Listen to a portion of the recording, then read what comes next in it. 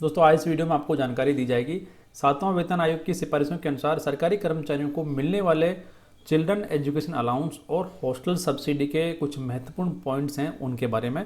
तो यदि आप एक सरकारी कर्मचारी और पेंशनर्स हैं तो आप ये वीडियो जरूर देखें, क्योंकि इस वीडियो में आपको चिल्ड्रन एजुकेशन अलाउंस और हॉस्टल सब्सिडी की महत्वपूर्ण जानकारी दी जाएगी। तो आप ये वीडियो पूरा देखें। जानकारी पसंद आए तो वीडियो को लाइक करें। कोई डाउट है आपका तो इस वीडियो कमेंट बॉक्स में आपका डाउट लिखें, और ऐसी लेटेस्ट और ऑथेंटिक अपडेट्स को जानने के लिए आप हमारे चैनल को सब्सक्राइब करें और हमारे व्हाट्सएप ग्रुप को जरूर ज्वाइन करें, जिसका लिंक आपको इस वीडियो की डिस्क्रिप्शन में मिल जाएगा। तो आइए शुरू कर लेते हैं अब यहाँ पर ये पूरा वीडियो।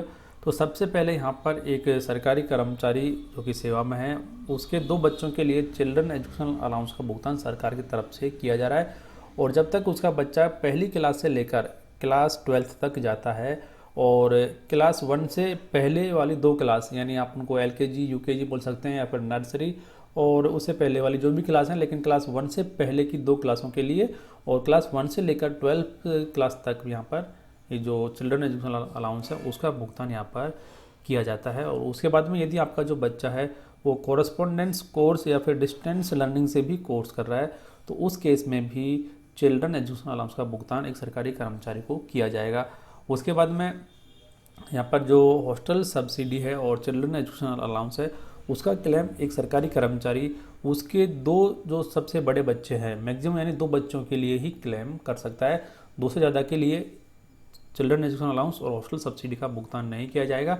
लेकिन कुछ यहाँ पर अपवाद हैं, जैसे कि आपका जो सेकंड बच्चा है वो उसके साथ में मान लो जुड़वा बच्चे पैदा हुए हैं तो उन दोनों के लिए किया जाएगा, या फिर किसी सरकारी कर्मचारी ने अपना नसबंदी करवाया हुआ है और उसके बाद में भी यदि वो फेल हो जाता है और बच्चा पैदा हो जाता है, तो ऐसे केस में पैदा हुए बच्चे को भी चिल्ड्रन एजुकेशन अलाउंस और हॉस्टल सब्सिडी का भुगतान किया जाएगा।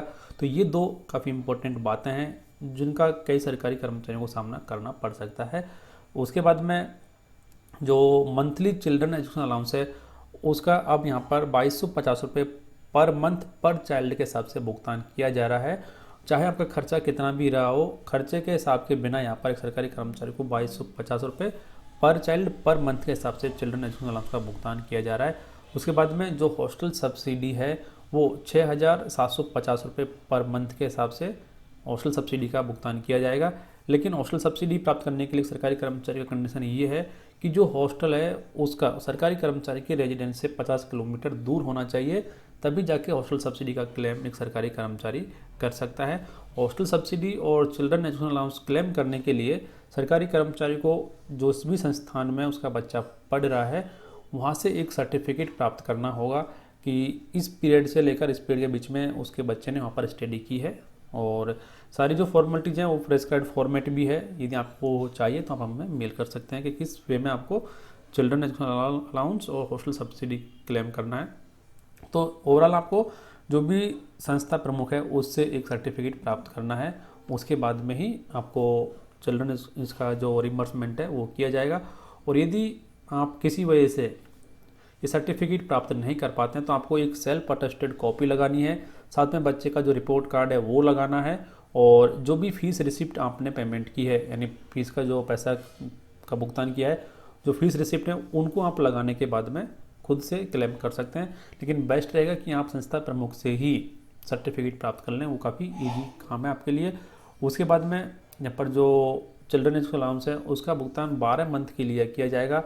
आपको जब भी एकेडमिक के जो ईयर है वो शुरू होता है उससे 12 महीने के लिए। और जो दिव्यांग बच्चे हैं यानी विकलांग, शारीरिक रूप से विकलांग बच्चे जो हैं उनको डबल रेट से चिल्ड्रन एजुकेशन अलाउंस का भुगतान किया जाएगा, यानी 4500 रुपये पर मंथ इसके हिसाब से भुगतान किया जाएगा। और दोस्तों यदि हस्बैंड और वाइफ दोनों ही सरकारी नौकर हैं तो उनमें से एक को ही चिल्ड्रन एजुकेशन अलाउंस का वो रिम्बर्समेंट किया जाएगा, दूसरे को नहीं किया जाएगा, यानी दोनों को इसका लाभ नहीं मिलेगा। और यहाँ पर जैसे ही सरकारी कर्मचारियों का जो महंगाई भत्ता है वो 50% को क्रॉस करता है, तो CEA और हॉस्टल सब्सिडी की जो रेट है वो 25% के हिसाब से बढ़ जाएगी। ये भी बात एक है। और यहाँ पर आप दोनों ही जो हॉस्टल सब्सिडी और चिल्ड्रन एजुकेशन अलाउंस है उसे आप कंकरेंटली क्लेम कर सकते हैं, यानी 1 साल के बाद में 1 साल का हर साल आप क्लेम कर सकते हैं। उसके बाद में जो भी इसका रिम्बर्समेंट है वो साल में 1 बार किया जाएगा, और ये किया जाएगा वित्तीय वर्ष खत्म होने के बाद में, यानी कि मार्च के बाद में आपको किया जाएगा। लगभग जुलाई के और अगस्त के दौरान ही इसका भुगतान सरकारी कर्मचारियों को किया जा रहा है फिलहाल।